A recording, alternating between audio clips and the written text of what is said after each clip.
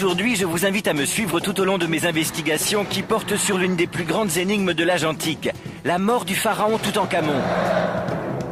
Dès l'instant où sa momie a été découverte, les rumeurs d'un crime ont circulé. Un examen en rayon X a révélé les signes d'une possible agression. À ce jour, de nouvelles preuves apparaissent. Elles remettent en cause la piste criminelle. Quelle vérité se cache derrière le destin tragique du roi Toutankhamon? Pour découvrir la vérité, je vais me rendre dans le tombeau où sa momie repose encore aujourd'hui. Je vais essayer. Je vais tester les armes retrouvées dans sa tombe. Et grâce aux prouesses de la science moderne, je vais vérifier la thèse du meurtre. À la recherche de la vérité, je ne reculerai devant rien.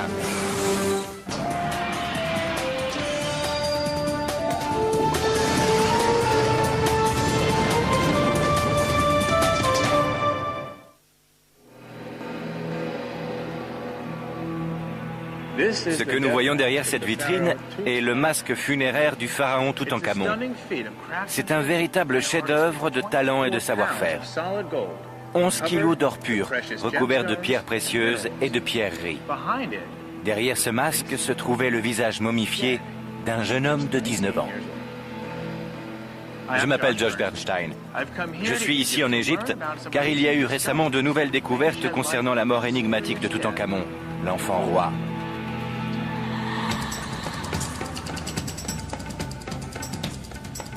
Je commence mes recherches à Luxor, qui se trouve à 700 km au sud du Caire, la capitale du pays.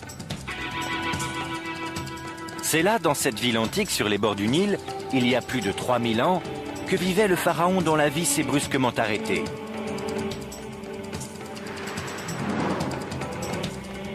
Les archéologues lui donnent le nom grec de Thèbes, mais au temps de Toutankhamon, la ville s'appelait Ouasset. C'est là qu'il vivait. Pour les Égyptiens du temps des pharaons, le Nil était le symbole de la vie. L'Est, là où le soleil se lève, représentait la naissance. Et l'Ouest, là où il se couche, représentait la mort. Je vais suivre le Nil et effectuer le chemin du dernier voyage du pharaon. Direction Ouest, la vallée des rois.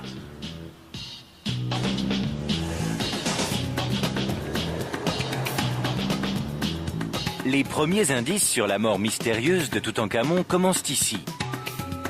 S'il y a une personne capable de m'aider à faire la lumière sur cette histoire, c'est bien le professeur Zahi Hawass. Bonjour Zahi. Bonjour Josh. Cette fois je viens pour l'enfant roi. Oui. Il est ici, dans la vallée des rois? Pourquoi ici? Parce que cet endroit est calme et sûr. C'est mieux si on veut cacher une tombe. Et puis la montagne est en forme de pyramide. Ils ont décidé que cet endroit abriterait les tombeaux de tous les pharaons du Nouvel Empire. Toutankhamon était l'un d'eux. On va voir sa tombe? Allons-y. Du temps de Toutankhamon, les pharaons ne construisaient plus de pyramides pour abriter leurs tombes. Ils creusaient des tunnels et des chambres funéraires dans des montagnes de forme pyramidale. En 1917, Howard Carter, un archéologue britannique, arrive dans cette vallée. Après des fouilles infructueuses, il s'attaque au soubassement de la montagne. En 4 années, Carter ne fait aucune découverte. C'est pourquoi il reçoit un ultimatum. Lord Carnarvon, un riche aristocrate anglais, finance les fouilles. Après des négociations, Carter le convainc de poursuivre les fouilles pendant 1 année encore. Et c'est justement durant cette année que la découverte la plus importante de l'histoire de l'archéologie a eu lieu. On peut entrer? Bien sûr. J'ai apporté des lampes torches. Bien.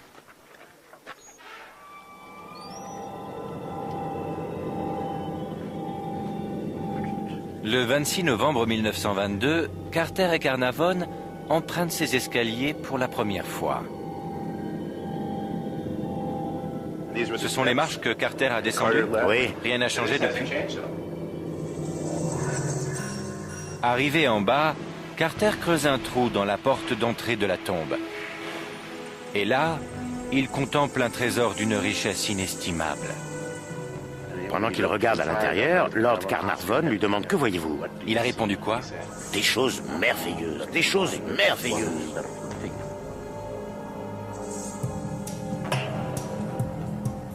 De l'autre côté se trouve un trésor de plus de 5000 objets. C'est le plus grand et le plus ancien trésor au monde. Le tout regroupé dans quelques petites pièces. En face de la porte d'entrée de la tombe se trouve l'entrée de la première pièce appelée antichambre. Aujourd'hui, elle est vide et fermée au public.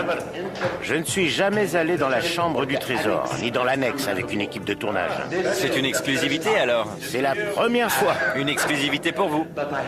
Mais il faut que tu saches une chose. Imagine-toi cette pièce remplie d'or. D'or? D'objets en or, ensevelis dans ça de terre qu'il a fallu dégager lors des fouilles. C'est ici qu'il y avait la plupart des objets.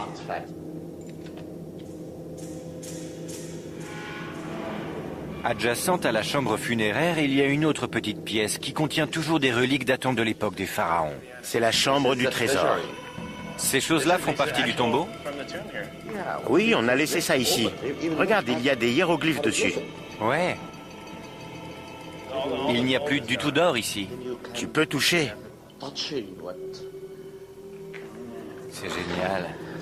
Je touche le passé. C'était comment ici avant? Eh bien, Qu'est-ce qu'il y avait? dans la chambre du trésor, il y avait des chapelles, de l'or, des statues. C'est l'endroit où il y avait le plus d'objets précieux. Je pense qu'il n'y a pas de plus grand trésor au monde. Des objets précieux étaient entassés dans la chambre du trésor et dans l'annexe, juste à côté de la chambre funéraire de Toutankhamon. C'est le plus grand trésor archéologique jamais découvert. Oui. Regarde, Josh. Regarde ce visage. Le sarcophage en or du roi tel qu'il a été découvert est intact. L'identité de ce roi ainsi que son histoire éveille immédiatement l'intérêt des archéologues. Celui qui s'approche se fait mordre par le cobra. Ce beau visage n'est pas celui d'un vieux sage, mais celui d'un jeune homme. Le trésor est entassé dans une tombe trop petite pour un pharaon. La plupart du temps, le tombeau du roi est construit là où il a vécu et régné. C'était une importante construction qui pouvait compter plus de 100 pièces. Mais le tombeau de Toutankhamon n'a que 4 pièces. Les travaux avaient commencé depuis peu. Cela prouve que sa mort est arrivée par surprise. Il est mort brutalement. C'est tout ce qu'ils ont pu faire en si peu de temps. Quand Toutankhamon est mort, il fallait faire les choses très vite. Des peintures murales simples, dépourvues de sculptures ornementales, indiquent que la chambre funéraire a été réalisée à la hâte.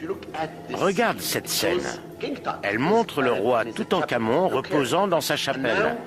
Et les personnages là, c'est la procession funéraire. Ils emmènent la momie dans la tombe. Et maintenant, regarde ceci. Autour du sarcophage, les scènes racontent le passage du roi dans l'éternité. Pour les Égyptiens et leurs croyances, ces peintures devaient obligatoirement figurer dans le tombeau du pharaon. Mais généralement, elles sont beaucoup plus élaborées. Les archéologues comprennent qu'il s'agit d'un jeune roi, mort prématurément et dont la tombe a été préparée à la hâte. Mais quelques mois après l'ouverture du tombeau et après le décès de Lord Carnarvon, le financier des fouilles, une rumeur bizarre commence à circuler. Le tombeau du pharaon Toutankhamon serait maudit. La presse de l'époque en fait une légende de renommée internationale. D'autres personnes meurent en Égypte et hors d'Égypte. Elles sont toutes mises sur le compte de la malédiction du roi. Cette fascinante histoire fait le tour du monde. La légende de la malédiction de la momie est née. Est-ce que vous pensez que cet endroit est envoûté? Tu sais, la découverte du tombeau et tout ce qui s'est passé autour à cette époque a de quoi envoûter quelqu'un. Et ça a été mon cas. Il y a un mystère qui entoure ce roi. Un mystère et une magie.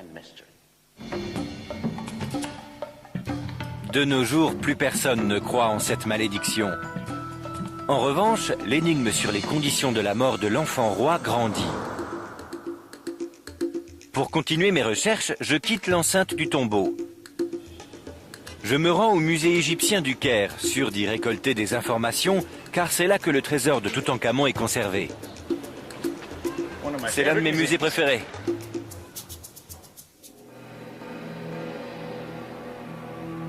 La momie de Toutankhamon ne reposait pas dans un sarcophage. Nous avons vu celui qui se trouve dans le tombeau, mais dans 3 sarcophages. Le premier contenait le deuxième, qui contenait le troisième. À l'intérieur du troisième reposait la momie du jeune roi, dont la tête et les épaules étaient recouvertes par l'éblouissant masque d'or. Pour avoir une idée des objets qui font partie du trésor, Madame Wafa El Sadiq, la directrice du musée, a accepté de m'aider. C'est vrai que c'est magnifique, mais pourquoi l'or est si important? Eh bien, l'or est la couleur des dieux. Donc, en mourant, il devient un dieu. Il ne s'agit pas d'une fin, mais du commencement d'une vie éternelle. Je vous suis. Pour le peuple de l'Égypte antique, Toutankhamon est devenu un dieu. Son corps est paré d'objets précieux qui symbolisent le changement de son état. Ces objets ont vocation à le protéger dans sa nouvelle vie. Encore des bijoux? Oui, ce sont ceux qui étaient sur la momie. Les couches successives qui abritaient la momie étaient décorées de joyaux symboliques, comme le scarabée, le cobra ou le vautour. Là, qu'est-ce que c'est? Après les bijoux, la directrice du musée me montre des objets très intéressants. Il s'agit de gants et de sandales. Il y a des tailles pour enfants et des tailles pour adultes. Les archéologues font la déduction suivante. Toutankhamon est probablement devenu roi vers l'âge de 10 ans.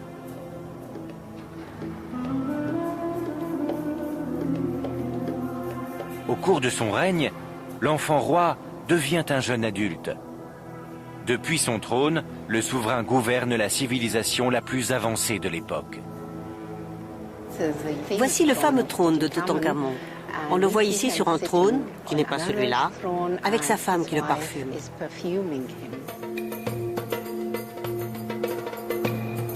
Quelques détails de la vie intime du jeune homme nous sont parvenus grâce aux objets du tombeau. On sait par exemple que sa femme était sa sœur ou sa demi-sœur, et que leurs 2 enfants sont morts après leur naissance. Nous avons de plus en plus d'informations sur la vie du roi. Mais nous ne savons toujours pas ce qui a entraîné sa mort. Pour trouver une explication, je dois bien sûr examiner son trésor, mais je dois aussi étendre mes recherches aux autres objets de cette époque. Dans une partie fréquentée du musée, Madame Wafa me montre justement une stèle qui remonte à Toutankhamon. À mon avis, c'est le document le plus important. Cette stèle nous donne des renseignements sur la situation de l'époque. C'est un témoignage. Exactement. Il y est dit, je crois, nos temples sont abandonnés, nos dieux ne sont pas vénérés, nos prêtres n'officient plus. C'est ce qui est écrit, je crois. Oui, en effet, elle parle des temples. La stèle de la Restauration n'évoque pas la mort du pharaon, mais elle nous apprend que pendant son règne, l'Égypte était en crise. Toutankhamon a de graves problèmes à résoudre. Cette stèle est plus importante que l'or et l'argent et tous les objets précieux. Vraiment? Oui, bien De sûr. tous les trésors qu'on a vus, c'est le plus important? On a eu la chance de trouver ce texte. Pour moi, ça a plus de valeur que l'or. C'est à cause des informations? C'est de l'histoire. Pour moi, ça signifie que j'ai une nouvelle piste à explorer. Je pourrais peut-être résoudre l'énigme en étudiant les textes qui nous ont été laissés par les scribes et les pharaons. Dans un instant, je reproduirai le nom du roi Toutankhamon. Puis j'essaierai de comprendre pourquoi tout a été fait pour l'effacer de l'histoire. J'essaie de faire la lumière sur un mystère très ancien, la mort de Toutankhamon. J'ai quitté la ville du pharaon et suivi le Nil pour visiter sa tombe. Je vais m'intéresser à l'écriture égyptienne et peut-être découvrir une nouvelle piste. Contrairement aux autres civilisations anciennes, les Égyptiens sont des écrivains prolifiques, surtout à l'époque de Toutankhamon. Peut-être que quelque chose est écrit sur un papyrus ou gravé sur une pierre.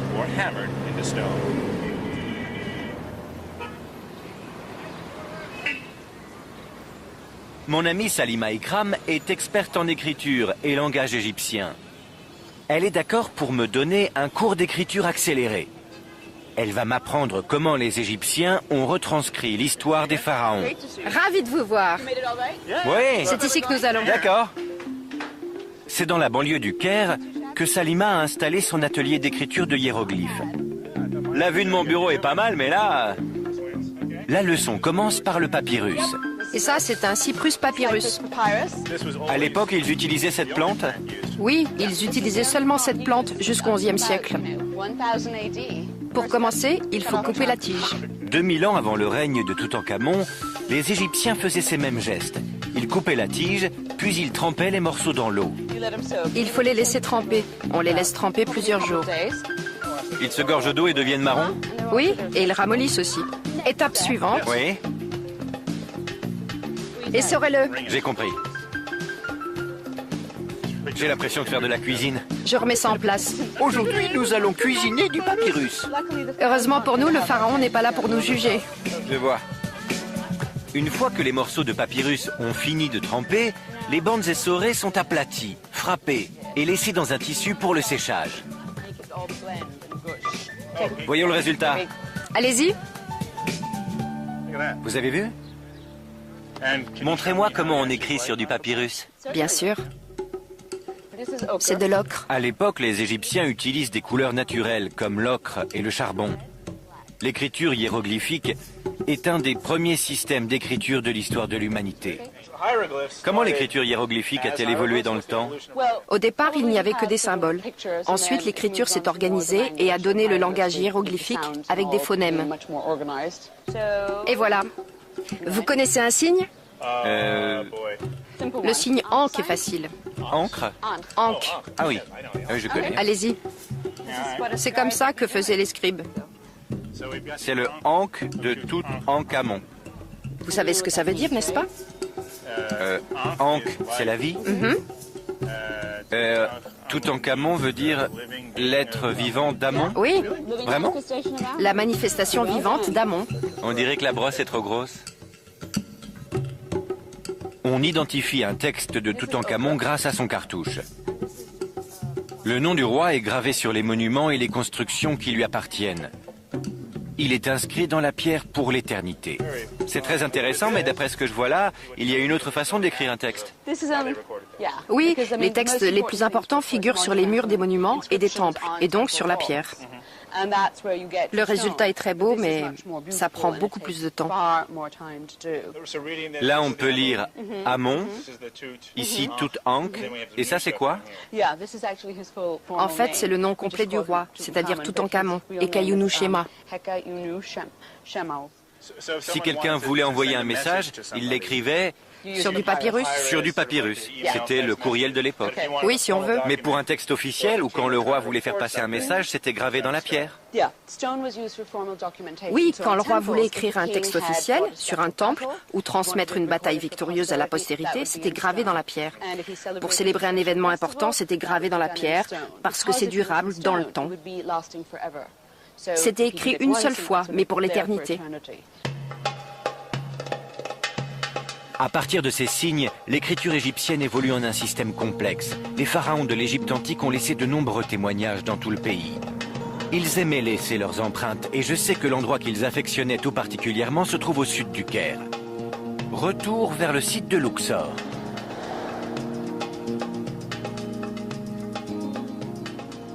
Les temples de Karnak. Il s'agit du plus grand complexe religieux du monde. Ici, les pharaons n'ont pas hésité à laisser leur marque. Il n'y a donc pas meilleur endroit pour chercher des informations sur la vie et la mort de Toutankhamon.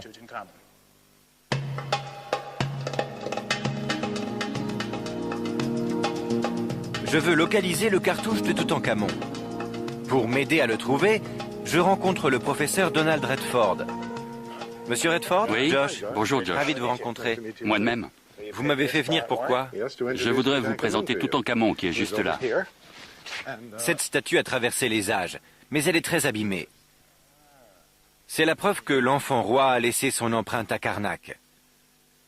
Mais apparemment, son nom a été effacé. Il y a des cartouches de Toutankhamon? Non, il n'y en a pas. Il n'y a pratiquement pas de traces de lui. Et quand il y en a, son cartouche est effacé. Vraiment? Oui. Pas de traces? Rien. Il a été frappé d'anathème. Il a été damné. Sa mémoire a été damnée car elle était souillée par l'hérésie amarnienne. Oui, je connais cette histoire. La révolution d'Amarna et le culte d'Aton. Oui. Il y a quelque temps, j'ai visité les ruines d'une ville antique appelée Amarna. À l'intérieur d'un tombeau se trouvent les signes de ce qui a provoqué une révolution religieuse. J'apprends aujourd'hui qu'elle a eu un impact sur le règne de Toutankhamon. La cause de tout est cette image qui représente un dieu, le dieu Aton, qui signifie disque solaire. Le prédécesseur de Toutankhamon, le roi Akhenaton, impose le culte d'Aton. Il force les Égyptiens à vénérer ce dieu unique. L'accès au temple des autres dieux est défendu. Mais une résistance s'organise et le pays connaît une véritable crise.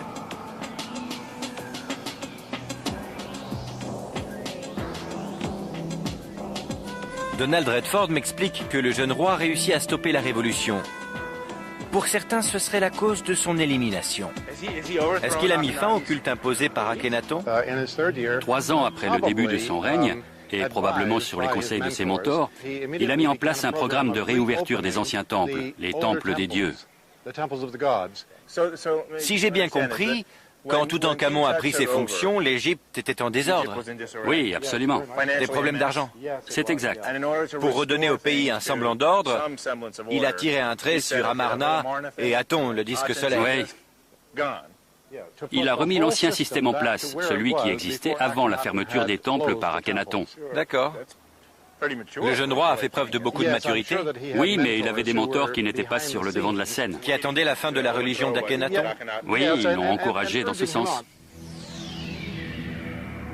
Avec l'étroite collaboration de ses conseillers, Toutankhamon réussit à renverser la situation dont il a hérité. Pour certains historiens, c'est le signe d'une politique forte. Pour d'autres, Toutankhamon a suivi le plan conçu par d'autres. Peut-être qu'il y a plus ou moins été forcé. Oui. Il était jeune, il fallait satisfaire le peuple, les conseillers aussi. C'est vrai. Et puis il était malléable. Je veux dire, ce n'était qu'un enfant. Lorsque des archéologues font des découvertes sur la période amarnienne et sa chute précipitée par Toutankhamon, l'hypothèse d'un assassinat commence à circuler. Les principaux suspects sont des membres de sa cour. Le suspect numéro 1 s'appelle Horemheb. Il est le chef militaire et le conseiller de Toutankhamon. Il est aussi prétendant au trône. Après la mort de Toutankhamon, il veillera à ce que son nom soit effacé de tous les édifices d'Égypte. Le deuxième suspect s'appelle Aya, le conseiller politique du jeune roi. Pendant le règne d'Akhenaton, il avait accédé à de très hautes fonctions. Après la mort de Toutankhamon, il lui succédera sur le trône. Ces deux hommes avaient un intérêt à ce qu'il disparaisse ou à ce qu'il soit assassiné. Dans un instant, les égyptologues vont soumettre la momie au rayon X grâce à un appareil de scanographie ultra puissant. Le roi a-t-il été assassiné? Ou était-ce un accident? J'essaie de percer le mystère qui entoure la mort du pharaon Toutankhamon. J'ai pu voir le cercueil qui contient toujours sa dépouille. J'ai découvert qu'il avait fait face à des problèmes politiques et religieux. Mais a-t-il été vraiment assassiné?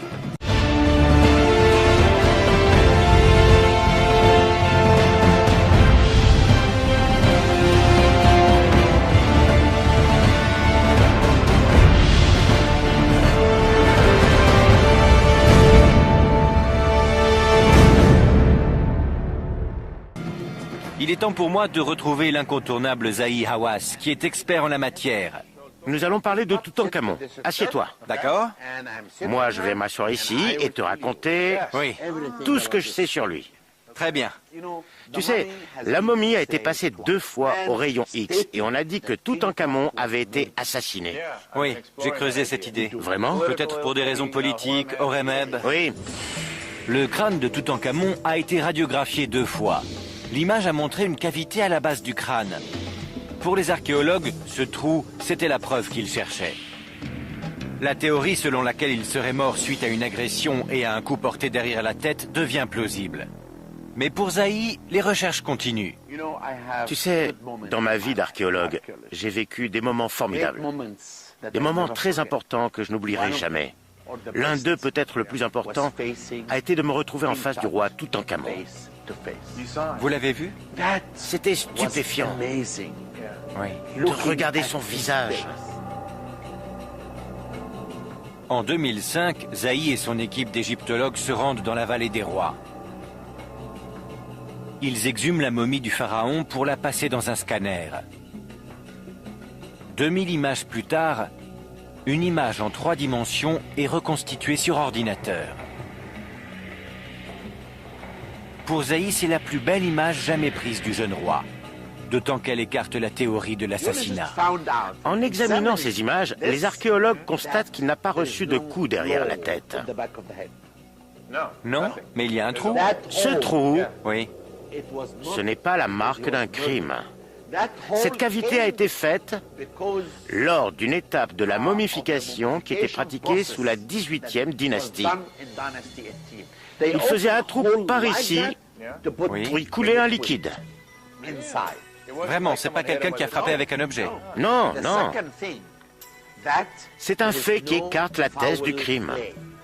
Il n'y a pas eu de crime. Non, Vous êtes sûr? absolument. Mais en examinant l'image du scanner, Zahi découvre quelque chose qui aurait peut-être pu causer la mort de Toutankhamon. Depuis plus de 3000 ans, ce corps momifié gardait un secret. Une fracture à la jambe gauche. La gravité de la lésion a pu entraîner la mort de Toutankhamon. L'idée du meurtre est passionnante. Il y a le côté mythique et mystérieux. Mais je suis tellement heureux d'avoir fait tout ça et que les archéologues aient fait cette découverte. Depuis le début, je me disais, j'espère que ce beau jeune homme n'a pas été frappé à mort. L'idée, c'est qu'il n'a pas été tué pour des raisons politiques, mais qu'il serait mort pour des raisons médicales. Oui, c'est exactement ce que je crois aujourd'hui.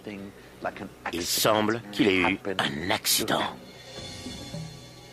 En voyant ces images, les archéologues se posent cette question. Une fracture à la jambe a-t-elle pu causer la mort du roi? J'abandonne la piste criminelle pour suivre la piste médicale. À Alexandrie travaille un médecin qui sait de quelle façon Toutankhamon a probablement été soigné il y a plus de 3000 ans. Il s'agit du docteur Sameh Arab. Docteur? Bonjour. Bonjour. J'ai trouvé votre bureau. Je suis ravi de vous rencontrer. Je vous ai apporté ça. Pour vous, ça doit être assez palpitant d'étudier les radios d'un pharaon. Ah oui, ça l'est. Il s'agit d'une lésion grave? C'est une lésion grave. C'est grave. Le trauma est important. D'après ce que je sais, le fémur ne se casse pas facilement. Non, en effet.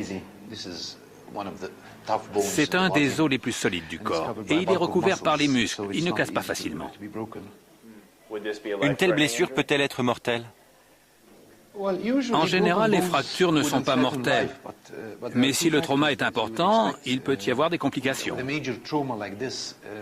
Il y a un risque d'hémorragie, d'une importante hémorragie et un risque d'infection.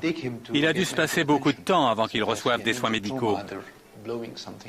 Ça a dû être un choc très important, comme s'il avait cogné contre quelque chose, ou comme s'il avait été frappé avec un objet dur, ou comme s'il était tombé d'une certaine hauteur, d'un cheval, par exemple. Est-ce qu'il est possible, je sais que c'est l'un de vos centres d'intérêt, est-ce qu'il est possible de remonter le temps et de me montrer comment la médecine était pratiquée dans l'Égypte antique?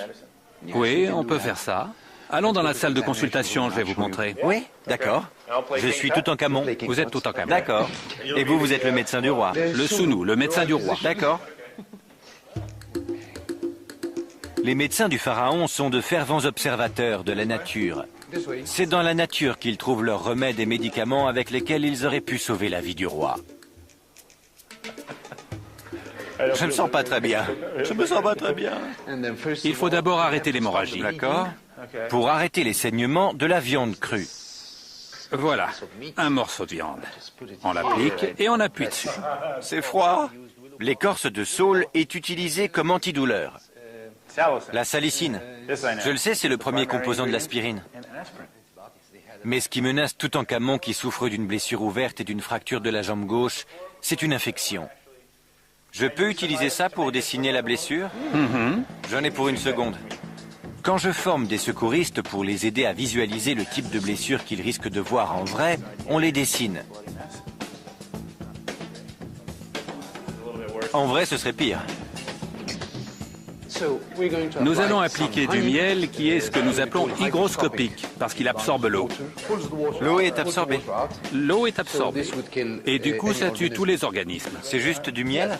Oui, vous pouvez goûter si vous voulez. C'est du miel. En fait, le miel est stérile, c'est ça, non? Stérile. Le miel est stérile et donc il n'y a pas de... Il n'y a pas d'organismes qui peuvent se développer dans le miel.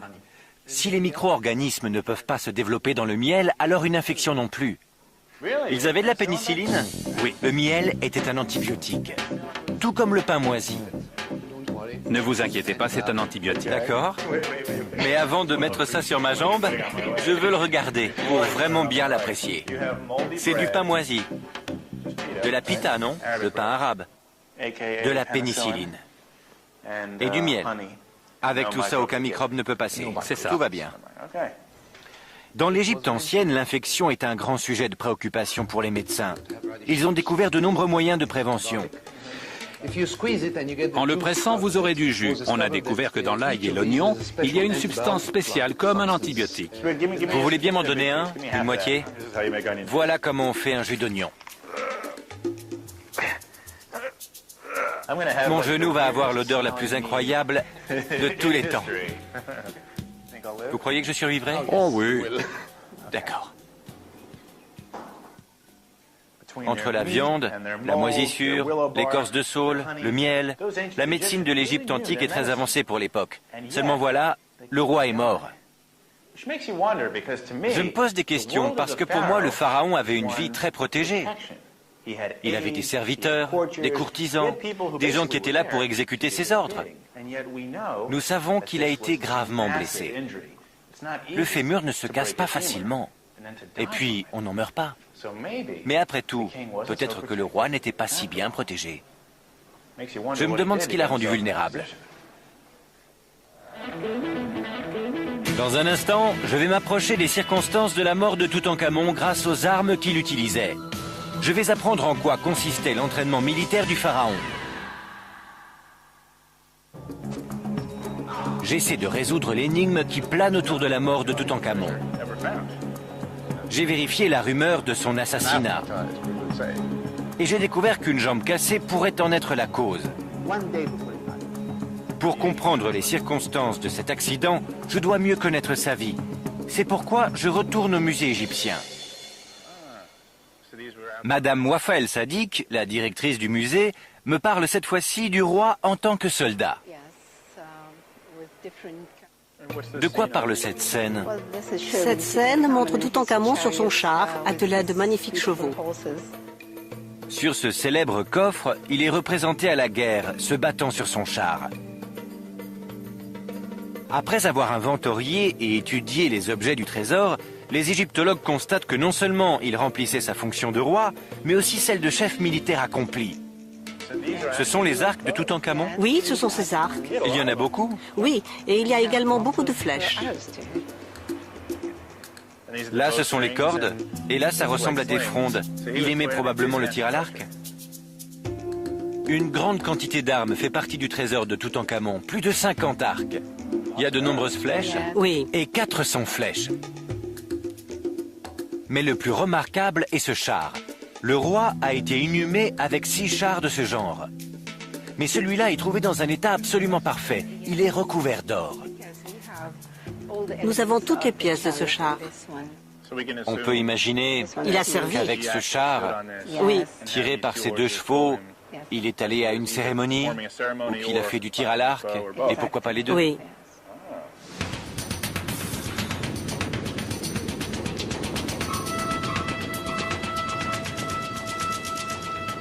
Toutankhamon aurait été initié à l'art de la guerre dès son plus jeune âge. Sa tombe était remplie d'armes de l'Égypte ancienne, et certains éléments prouvent qu'elles lui ont toutes appartenu.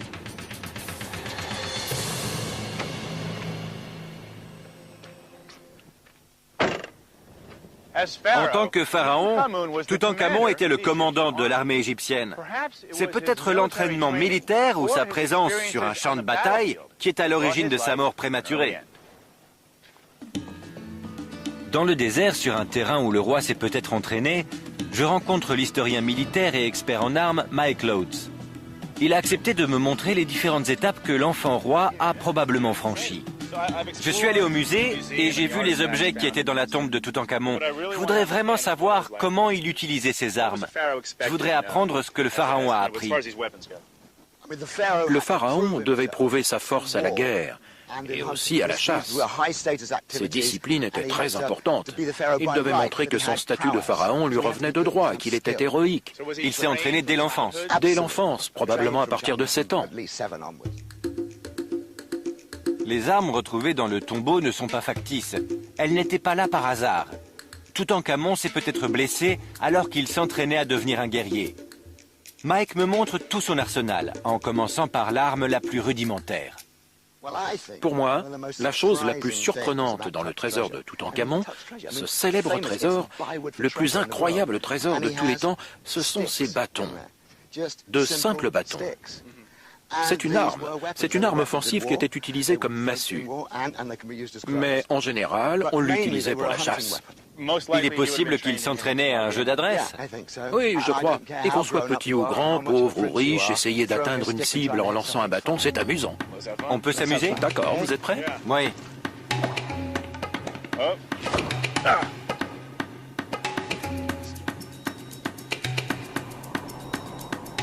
Il est peu probable que Toutankhamon se soit blessé en lançant un bâton.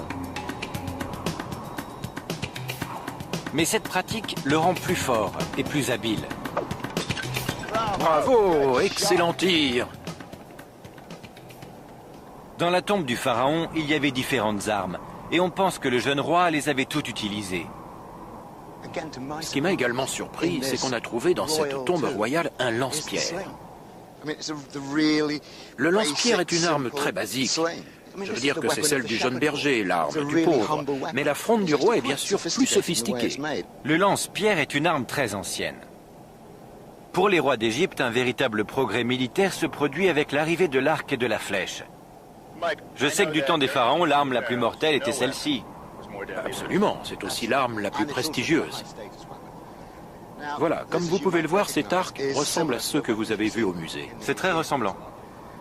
Mais ce que vous avez vu dans le musée avait une forme complètement différente de ceci. Ce W aplati devient un magnifique arc de cercle. Et souvent, les gens pensent que ce n'est pas la même arme et qu'il s'agit de deux arcs distincts. Je vois. Mais quand on met la corde, c'est un peu de la magie d'archer, sa forme n'est plus la même. Il se métamorphose pour devenir un arc anguleux. Et ensuite, quand vous bandez l'arc, il forme un magnifique arc de cercle. C'est une pièce extraordinaire. En grandissant, les entraînements de Toutankhamon deviennent de plus en plus difficiles. Après l'apprentissage et la pratique de la chasse, c'est au tour de l'attelage. Le but est sans doute de combiner les différentes disciplines pour exercer un art à haut risque, celui du combat de chars.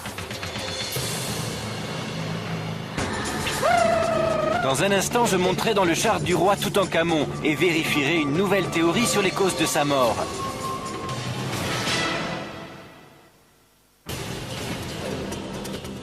Je suis sur les traces du pharaon Toutankhamon.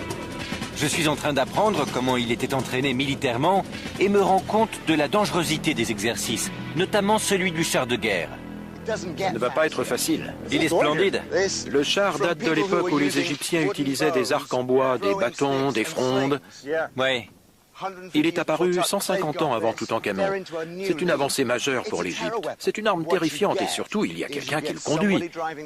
C'est la personne la plus haut placée du royaume, le pharaon. Ah, merci. C'est pour tirer? C'est ça. Je peux? Oui, fléchissez les genoux pour absorber les chocs. D'accord. C'est impressionnant. Prenez bien le temps de vous préparer pour être prêt le moment venu, hein, parce que c'est très délicat. J'ai vu que vous aviez installé une cible là-bas. En effet. D'accord. C'est parti.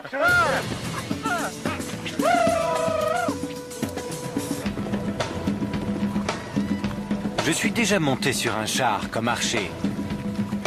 Il y a 1000 façons de se blesser. Les chevaux peuvent s'emballer, vous pouvez heurter une pierre ou juste glisser. Mais avec un peu de pratique, on peut espérer atteindre la cible.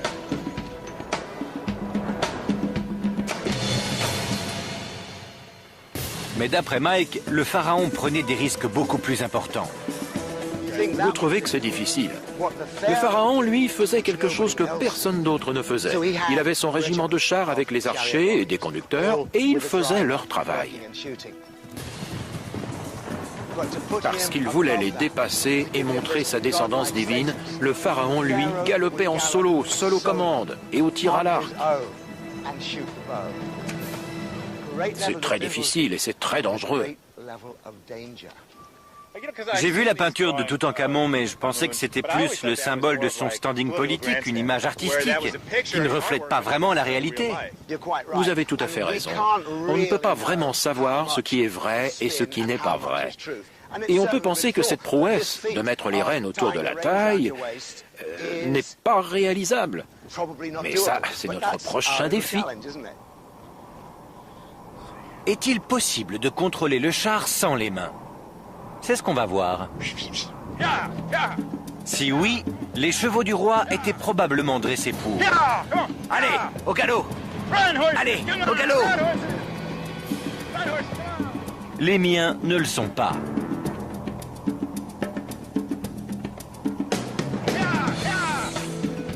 Mais finalement, ils se mettent au travail.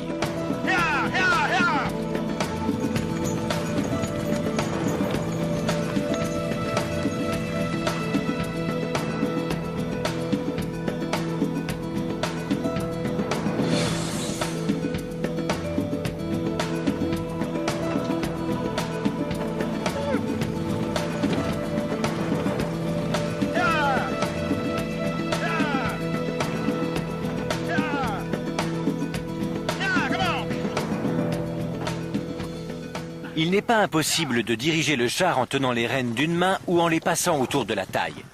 Alors Josh, c'était comment? Génial! Je trouve que vous vous en êtes très bien sorti, c'était super. Mais c'est dangereux. Et ça l'était aussi pour Toutankhamon. Imaginons qu'il conduit le char et tout d'un coup il tombe. Il suffit d'un petit mouvement. Quelque chose peut faire peur aux chevaux. Vous êtes en position de tir.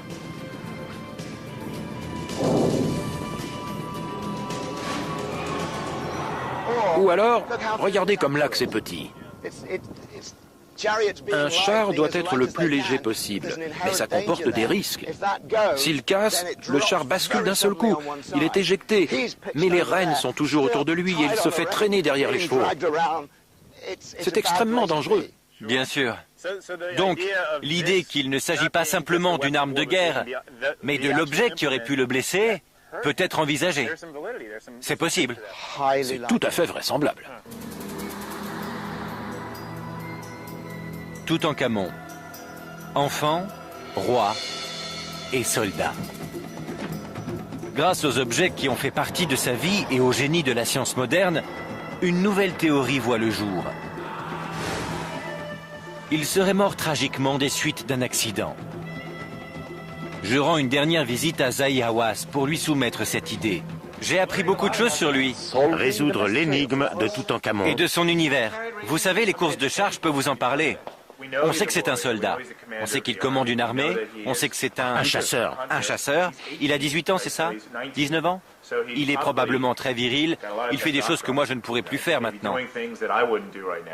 Et c'est peut-être ce qui l'a précipité vers la mort. Il était peut-être en train de chasser en même temps qu'il conduisait son char, ou dans une bataille, il a pu être éjecté. Mais cette fracture est très nette. Et je crois que c'est une infection ou un choc qui a eu raison de lui. À l'âge de 19 ans, le jeune roi d'Égypte Toutankhamon meurt soudainement. Apparemment des complications d'une blessure dévastatrice. Le fémur gauche est brisé juste au-dessus du genou. Tous les indices pointent vers un accident de char.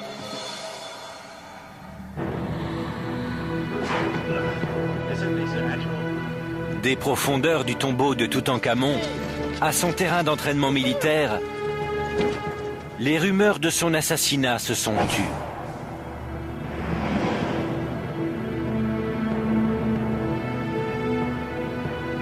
Le mystère s'est enfin dissipé.